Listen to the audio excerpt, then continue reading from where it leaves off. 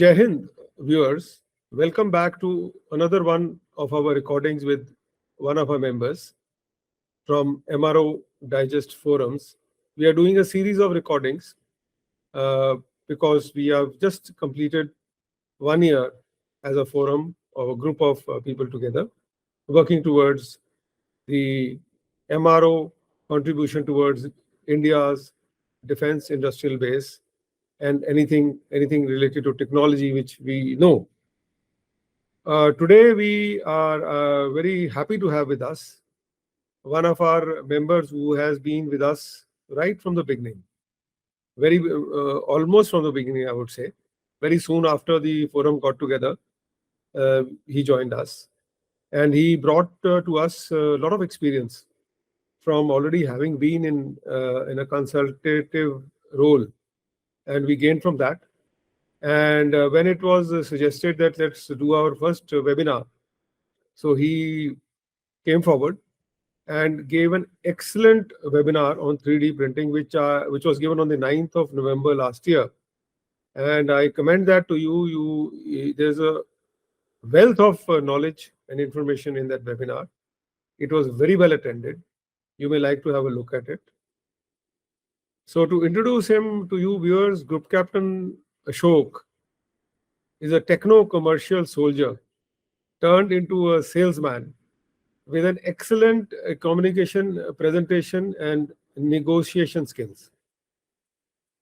He possesses a very vast network, both local and global. He has traveled to several nations, and he has worked in multiple geographies. He has developed an insight into aerospace and defense sector, MRO, UAVs, drones, military helicopters, tactical communication, 3D printing, HRD, skill development and training, contract management, proposal writing, leadership duplication, strategy development, and tender management. And he is continuing to do that. He is actively there in the industry, out there, helping people, also enabling them to create businesses, and also actually working on live projects.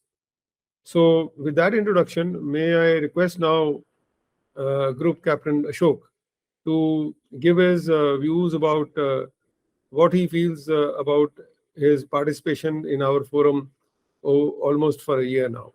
Group Captain Ashok, please. Jai Hind, sir. Jai Hind to all viewers. It's a pleasure indeed and an honor for me to be talking to you. Soldier of par excellence and such an eminence. My interaction with MRO Digest Forums has been very, very, it has been of a adding to my learning curve. And every time I have interacted with the members or have attended any of the webinars or gone through the interviews which are there on the online forum or YouTube or LinkedIn, it has helped me to add and to my knowledge and also gain from the knowledge and experience of our esteemed members.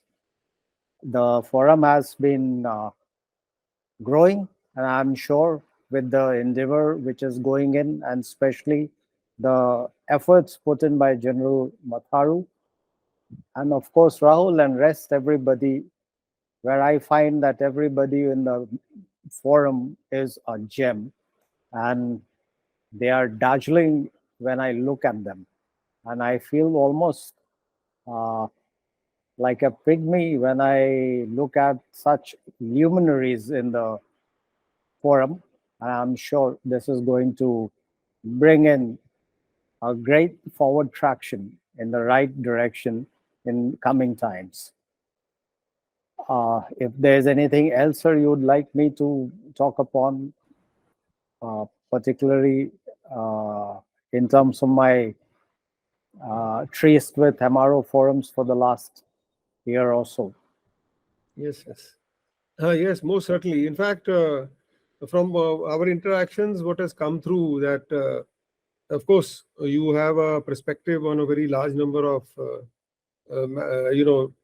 things which we discussed, and you're contributing to our forums discussions always.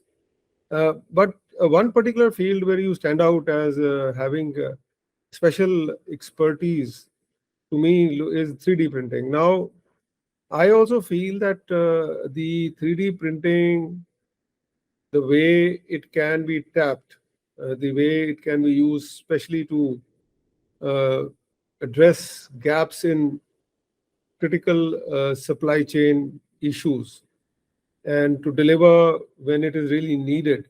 And otherwise, also, in many other ways, 3D printing maybe can contribute much more than what it is. Since our webinar is now a little time has gone by, maybe you could refresh us about the key points you said there, and also how do you look at it as a place for opportunity for MRO in general and the India's defense industrial base in also.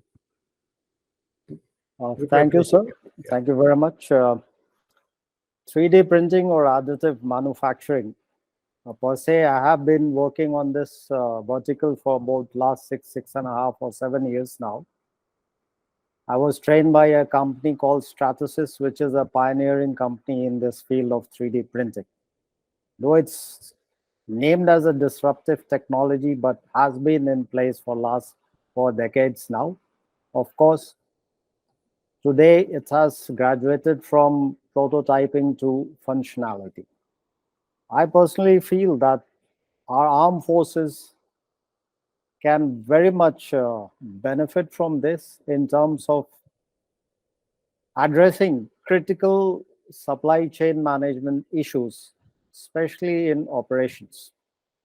It has been vindicated by its users, multiple of them, in the Ukraine-Russian war, where Ukraine has been helped with hundreds of 3D printers, not only in their workshops, but right at where the fight is going on in the field.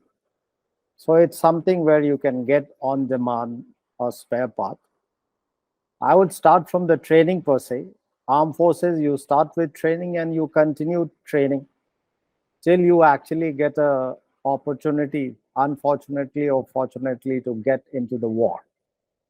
And therefore, 3D printing has been used by Niti Aayog in even schools. There are 10,000 schools where 3D printing is taught, and there is a 3D printer which is in the lab, which is called Tinker Lab, which has been financed by Niti Aayog.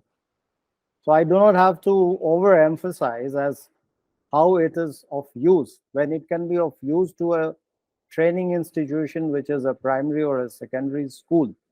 Then, needless to say, it is of use to all our training institutions, be it for officers, be it for men, or combined.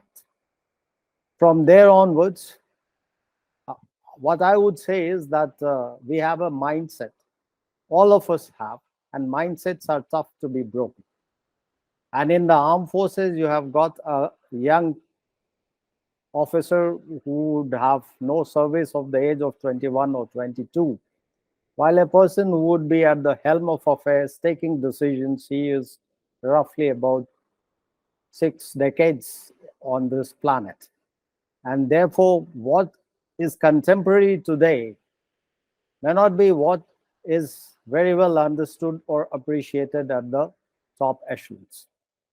So this gap has to be addressed. And therefore, I personally feel, and I would recommend that the armed forces should make it mandatory for all training institutions. Like every school by Niti Aayog, and all good public schools, they have 3D printers. If you go overseas, every school has a 3D printing lab. So I personally feel that we should have one. Once we use it, we understand it, then we'll be able to understand as how it can be applied and harnessed in the interest of the service. Number one. Number two, it is a disruptive technology. everybody would be retiring. Once you become a veteran, what would you like to offer in terms of being contemporary to the needs of the market? There, if our veterans have this knowledge well in advance, that can be today tapped where there is a global demand of these disruptive technologies enabled and experienced resources. So this helps veterans to do stand in good stead once you are out on the civil street.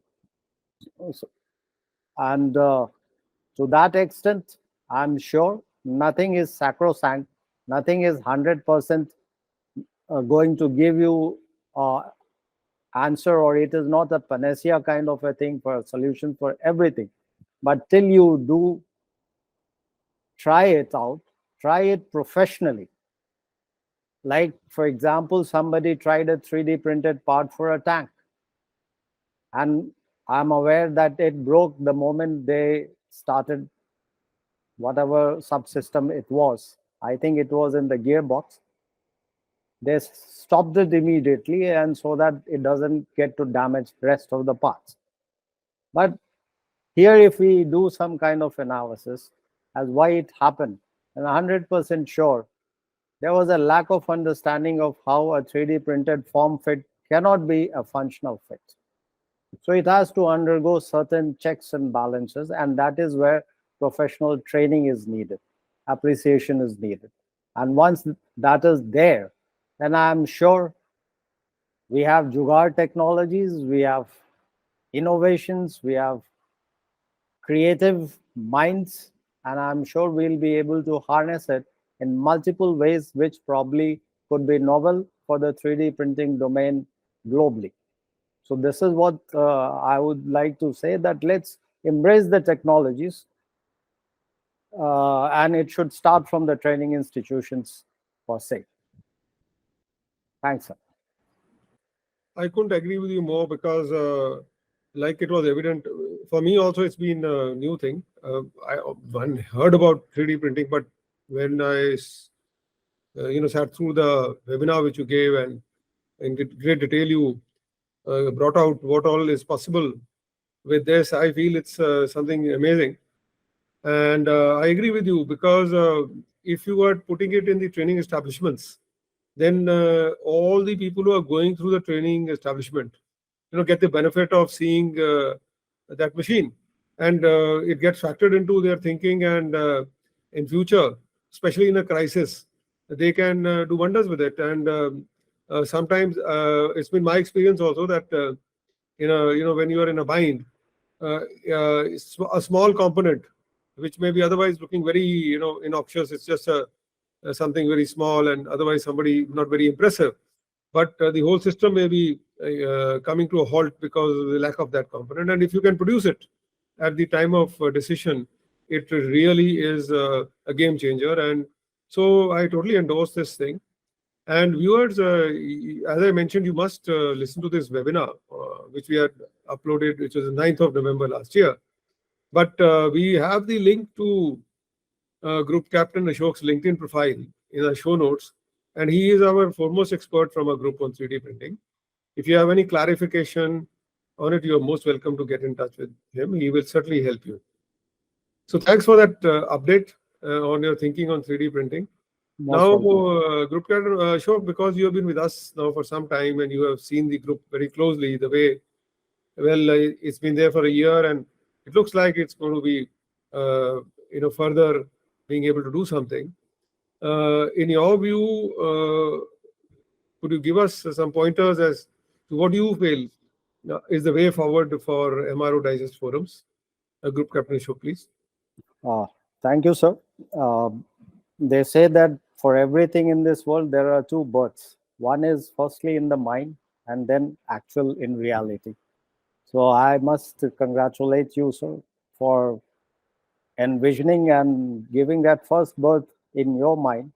And then what we see is that it's converting into reality, a fledgling young kid, I would say, trying to toddle. And then it's like a horse trotting, canter, and gallop. So from trot to gallop, I'm sure it's going to make the headway.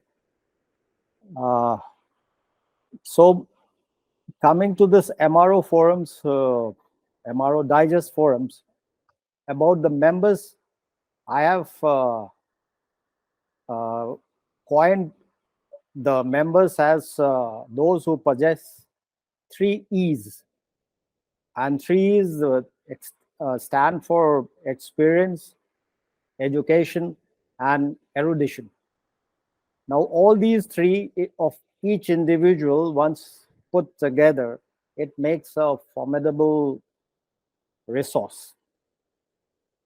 And what I envisage is that if it's properly channelized, at the same time, there's a little re-equipping and reorganization so that it becomes market relevant, then that should be the way forward.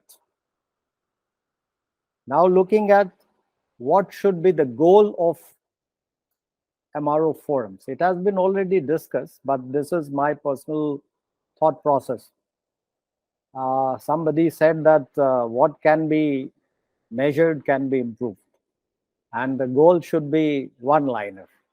So I would say that the goal of us, this particular group, should be to enhance CNP, that is Comprehensive National Park. If this is made as the bedrock for us, then it will be like a very good, sturdy uh, lighthouse on which will help us navigate our way through in the times to come. I would look at MRO in 2 parts. One is MMRO, another is CMRO.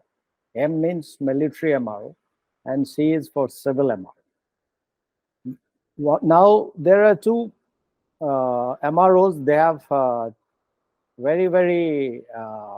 there's a kind of a nuanced difference in terms of the character.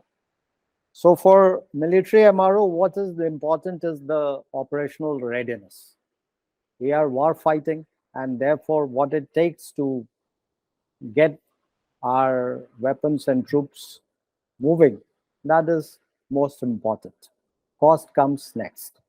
But for a civil MRO, the primary framework or the determinant is the cost. And therefore, this is a basic difference. And here, MRO Digest Forums, to be relevant, has to look at MMRO in terms of making the military more operational ready at the lowest cost. While if you are looking at civil MRO, then it should be looking at reduction of cost at the barest minimum to remain competitive. What it is said is that 15% of an airline's revenue is what it takes or what is taken by MRO. So MRO becomes the most expensive part of running an airline only after it's the cost of fuel. And therefore, it's like very, very important that MRO Digest Forum, it looks into these two aspects so that we are able to help the agencies to be more operational or more profitable. Secondly, like you mentioned, I call sometimes myself a soldier turned into a salesman. Selling, so many people think that it's something which is like untouchable. It's not. Life, I realized after I did a course at MDI in marketing that everything is about sales. And sales is one which involves, sales is the one the entire world is moving in.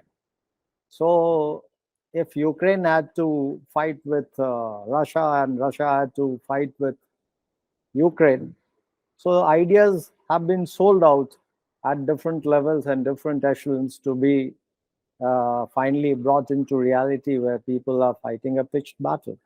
A small child seeking an ice cream from the parents who are not willingly ready. The child works or throws tantrums to get a ice cream, and if he wins, he has sold himself, and if he loses, the parents have sold itself. So there's a saying that there ain't anything which is called a free lunch, and therefore I personally feel that if somebody says something is free, it is still at a cost. That cost is hidden. People have to look beyond the nose to realize that. And therefore, we need to understand whom do we sell to, who would be our customer base. And therefore, we need to be equipped. Today, it's the digital age, which is post-info age. There's no dearth of information. Any information which we collectively have is primarily a very tiny fraction of the entire knowledge wealth which the world possesses, which is there available online. And therefore, we need to have that cutting edge in terms of what we are going to offer so that it is easily embraced by our clients, customers, or agencies who would be receiving our products or services. And General NB had in his interview very well articulated ways ahead in terms of making MRO Digest Forums a formidable force, a credible force, and a force to which our customers and clients prospective would be looking at. Now, in terms of civil MRO forums, what I feel could focus on are service to academia, MSMEs, both Indian and foreign, and then MRO skilling and training. So these are also applicable to military, where our academia means the training establishments, and MSMEs means our workshops, base repair depots, and dockyards. And skilling and training is definitely a part which is ever evolving in the services. Now, a contemporary example of Ukraine-Russia war. What we have seen is that we have got pointers, very cogent, lucid, unequivocal pointers where MRO and its state is a determinant of the outcome of operational readiness or preparedness or operational effectiveness in terms of war. There are several NATO countries who have now only realized that the arsenal they were holding in their inventory, they perhaps are not ready to do what it was intended to. And what it is basically because of the state of MRO they have. And therefore, I would say that operations, it's directly dependent on MRO. MRO comes first, operations comes next, whether it is an aircraft or a ship or a submarine or a tank or a gun or a small arm in terms of a revolver. Unless and until we have maintained it, it will not perform its intended set of role and responsibilities in war. And even if it performs, it will not perform for the length of time or period it was intended to. And therefore, MRO is a very, very pertinent part of life cycle management or life cycle cost management, where any future acquisitions, MRO angle has to be part of it. It should be embedded in the system. And I think we need to reorient our thinking in terms of uh, procurement, where MRO has to be a part. Otherwise, our systems, howsoever expensive they are, they will fail. Now, MRO is, to me, ever evolving. It's a dynamic thing. We have legacy systems, be it in military or otherwise. And we have AI, AR, VR, IIoT, IoT enabled systems. Now, MRO angle cannot be the same. It's not one size fits all. So, to be relevant, we need to equip ourselves accordingly so that we are able to provide the right direction and right action so that it makes cogent sense for the user to adapt. Now, our group needs to also orient itself to the threats which are current and evolving. Then only we'll be able to offer our uh, uh, service in a manner where it becomes contemporary to the user. And that way only we would also know that what is current, what are the technologies which are advancing, what are our threats, nation specific. So if it is India, we can help by knowing our adversaries, which are cultural, and how do we tackle that. And if we are looking at helping foreign militaries, then to understand the geostrategic, geopolitical uh, context of that particular nation. Now, looking at modern technologies or disruptive technologies, it's quite easy to say that it is of use and great application. Perhaps reading also is easy, and it is easy to understand that it has an use, but to see that it is applied by a practitioner on our behest, we need to go in our own understanding and knowledge to greater depths, such that we will be able to translate these particular modern technologies, Industry 4.0 enabled, into the shop floors, be it a workshop or a BRD or a dockyard or any other engineering or otherwise institutions. Now, I would also say, sir, that MRO has got three elements as per me. First is the human resource. Second is the infrastructure.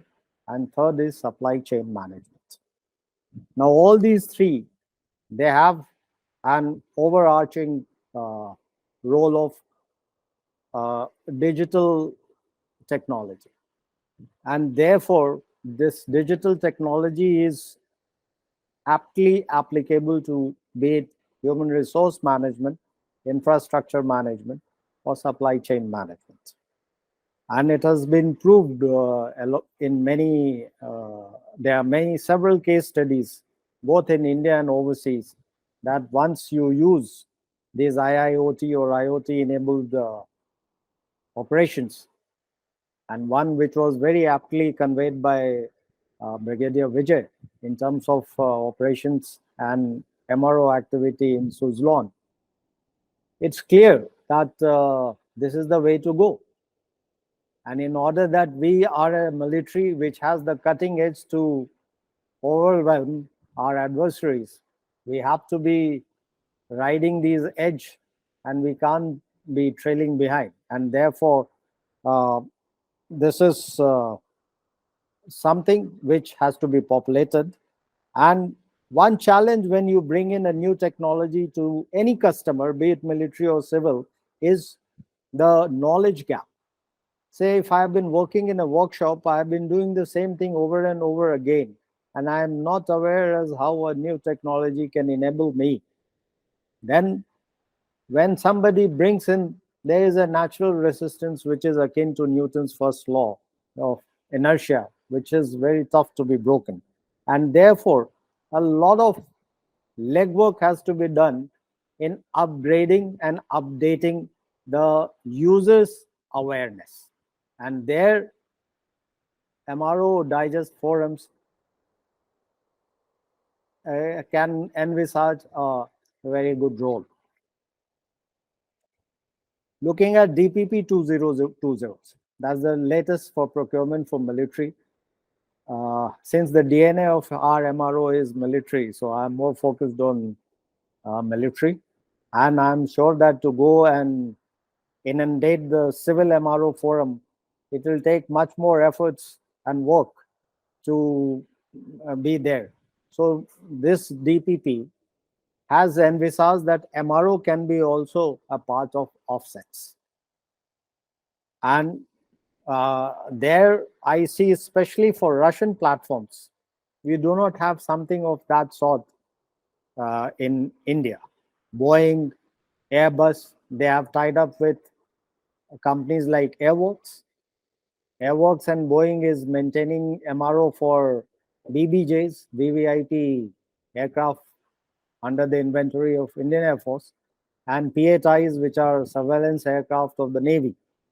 And similarly, Airbus has tied up with GMR for MRO training and MRO of aircraft. So these are two stellar examples of MRO in the aviation sector. But I do not see that we have something like T-72 tank, or there could be us looking at doing the outsourced maintenance, which should be the norm, where even the thought process is that we outsource mundane work to the civil and let the soldiers do the fighting.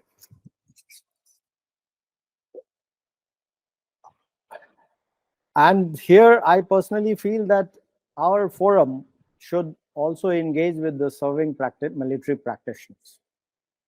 At the same time, an initiative from us in a premeditated manner be taken to get even with the Ministry of Defense, where we are recognized, and thus we help at the level of policy decision making and at the level of military practitioners on the workshop or shop floors.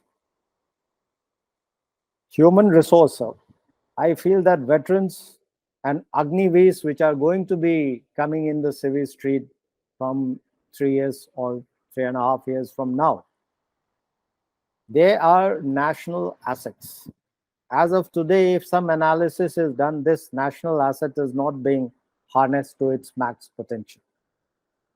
Here, I feel that our forum can work towards it, and we can bring in a connect which bridges the gap which a veteran or a Agniveer will have in order to be MRO industry ready. And what it takes, that is where we fit in.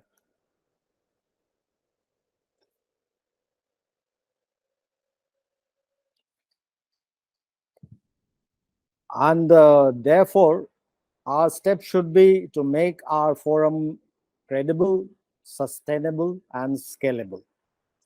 And these are very, very critical and fundamental for us to move ahead in a sustained and scalable manner.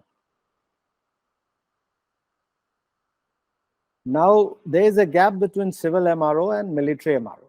Being from aerospace, I would just say that thousands of aircraft MRO professionals, they are hanging their uniform and coming onto the civil street. But a very, very minuscule percentage goes into the MRO industry in the civil. The reason is that there is a lack of understanding in terms of recognizing civil and military certifications. This is one portion, one part which has been long shelved to be addressed. And till we do not address it, at some level where it is uh, dovetailed into the policy, I think not much is going to be achieved. While in terms of land systems, such things are not there, but still, being an EME officer, you would know how many EME uh, soldiers would be getting into companies like Bharat Forge or Alpha Design or any such companies who are into MRO of a military platform or even design and manufacturing of a military platform. They are far from few. And thus, here we have a gap which can be addressed by us. And I consider this as a national loss.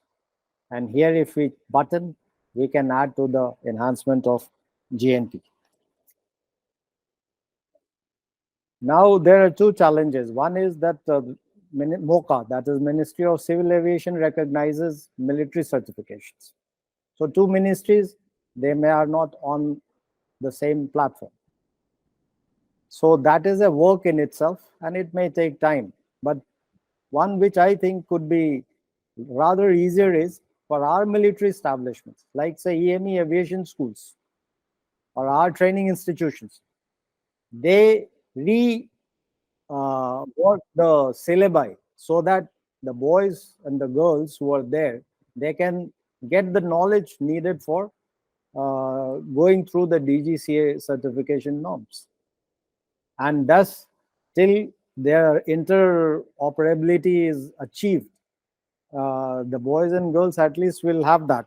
And there we can conduct certain courses, certain workshops, or certain training modules so that these people are well aware of what DGCA would require, and on their own time they can enable themselves to get through.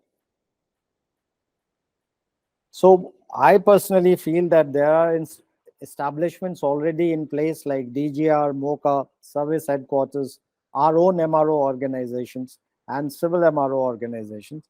MRO Forum has to find a way to link it up to bring out products and services which are acceptable and embraceable. And thus, there are three things I would say. We should be looking at exporting MRO teams.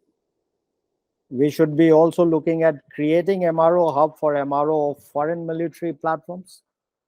And thirdly, we should be performing MRO for foreign militaries on site. So these are the three things which we can look at. And lastly, I would say that with what I had begun, our forum should look at enhancing the comprehensive national power. Thank you, sir. Well, thank you very much, Group Captain Ashok, for that very large canvas you covered. You've given so much thought to it, and there's so much of material in that, I think, which will help us as we go along, as we step into a second year. Viewers, you can see from what you just heard from Group Captain Ashok that the quality of our members. So we have got many members like this. So when they put together, as he said in his, as the Group Captain Ashok just mentioned, the three E's, experience and being erudite and being educated. This is true in the case of a very large number of our members. And also, he's very rightly said that there are two different types of MRO. Maybe this is the first time, though we know about it, but maybe it's the first time he has added these two words, this MRO and CMRO. And it does make a lot of sense because the end aim of these two MROs is different, as he pointed out. For example, MMRO, the military MRO, the focus is mission readiness leading to op readiness. So without mission ready equipment, as General NB has pointed out so many times, you cannot be op ready. And so in the CMRO, what Group Captain Ashok has he's correctly pointed out is the cost effectiveness. And the other day, in an interview which we were having with Mr. Arun Krishna, who former general manager of HAL, he was also saying that actually, if you look at the industry, should look at this very closely because the amount of cost, as even Group Captain Ashok mentioned in his talk just now, the cost of in the life cycle, if you look at the life cycle, 3/4 of the cost is in MRO. So there's a lot of effort we should be putting into it, studying it very closely, because it can really reduce costs and really help the bottom line and of any industry. And the life cycle concept just comes in, and we have had a very detailed panel discussion. If you go into our videos, you'll find one. I recommend that you have a look at it. Now, Group Captain Ashok has mentioned in his talk just now that there are many things we can do. Indeed, we can. And what we are looking at is we are looking at a broader base of memberships. Because my personal experience with being involved with this group, okay, fine, I founded this platform, made it, but a platform was only worth the members who are in it. But as new members kept joining us, the clarity of thought and the depth of thought which was coming has increased considerably. And when we come to wanting to do something, then in our sort of an organization, which is not really structured, which is self-help, it really is that who steps forward to actually, in addition to idea, actually doing it. So without an idea is good, but doing it needs energy, it sometimes needs finances. And so in this case, I'll give you one example, that there was an idea within our group during the year that like this particular group, MRO Digest Forums, is pro bono, is basically ideation and talks and knowledge sharing. So why not we take this ability of all our members and convert it into a consultation. So indeed that happened. Well, this MRO Digest Forums carries on the way it was, but a new forum has been created. It's called MRO Performance. And very happy to say that Brigadier YVR Vijay, who has got tremendous experience both within the military and in the civil, with success in both areas, has stepped forward and he has created this MRO Performance, which you viewers are welcome to go to that, and you'll see there are actual people who are willing to consult. And that is the new one, which is going to do it in a professional paid consultancy. So here is an example of where our members suggested an idea and one of our members stepped forward and gave it shape. He got the website up and running and did everything. So similarly, the other ideas also which Group Captain Ashok has mentioned, I'm sure other members will also step forward and start working on that, and we will be there to help. Recently, we had this very good thing which has emerged, and that is that we are now having professors of practice. Some of our members are already professors of practice with very good institutions. So I feel that that is a good way of looking at it. And essentially, if you look at each one of our members, each one of our members is literally a professor of practice. And the words which he has used just now, expertise, he has used experience, and that is so true. If you look at the experience and the expertise which our members have, they can look at any issue which you bring to them from a very multi-dimensional and a very focused, incisive look they can give. So the advantage over here is that a decision maker, wherever, whether military or civil, can be given a lot of advice in a multi-directional manner, which may be otherwise difficult to garner, because you are in a particular area. We can only talk to people who are in that area. Over here, we got a multi-discipline, people with multiple backgrounds. And what I noticed was recently that while we are talking, some people are talking theory, but some other members were telling actually practical. When they stepped out and they became CEOs, they talked in terms of something being thought of as a great idea, but when it is being implemented in a business, it converts to costs, and then suddenly it loses its luster. So this was a pragmatic thing which I saw happening in our group's discussion, which I thought was a very refreshing. And just imagine that if a viewer who is listening to us and they are in a decision-making role in a MRO, if they talk to our members with such rich experience, they will be able to save on a lot of unnecessary cost overruns because of going in the wrong direction in the first place.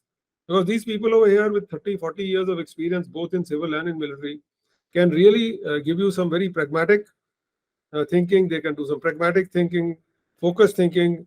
They can come out with deductions, and they can come out, more importantly, with cogent analysis. And as Group Captain Ashok has said, and all of us are very well aware, today the landscape of MRO is changing so fast with the emerging technology which is coming in, that you have to keep on revisiting any plan of action which you have, lest you make a mistake. So now it remains for me to thank Group Captain Ashok for putting in so much effort in and telling us so much of his mind. And as I said, he has always participated in all our discussions. And we hope to be able to move in the directions which he has mentioned. And I'm sure our members also who listen to this interview will step forward, and we can, as a group, maybe be even more effective than what we are. So viewers, with that, it remains for me to thank Group Captain Ashok.